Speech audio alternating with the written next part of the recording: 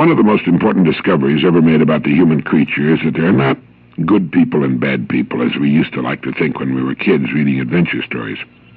In Dr. Harry Overstreet's classic in its field, The Mature Mind, he points out that by and large people have enormous faith in education, even when they have not defined it. Through this faith, they have expressed both their feeling that things are sure to become better and their generous feeling that most people are a pretty good lot. Even though they may in their moments of anger or in their area of authority act out the goodness-badness theory, they tend in their more relaxed moments and in their appraisal of life in general to feel that if only people can be enough educated in the knowledge of the what, why, and how of things, all will be right with the world.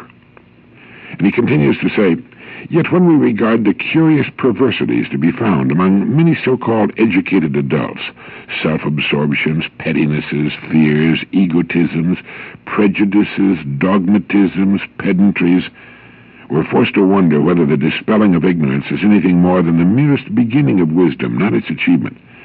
Dr. Overstreet calls his theory the maturity-immaturity theory, and it states that we must see that human misbehaviors are immature ways of solving problems that should be solved in ways that are mature. We should not tell ourselves or have someone else tell us that we've been good or bad or that we're dumb or smart, but to ourselves we should say, if the situation warrants, I guess I acted pretty immaturely in that situation. I think that's what's good about transactional analysis. It teaches that each of us is three people. Each of us consists of an adult, a parent, and a child.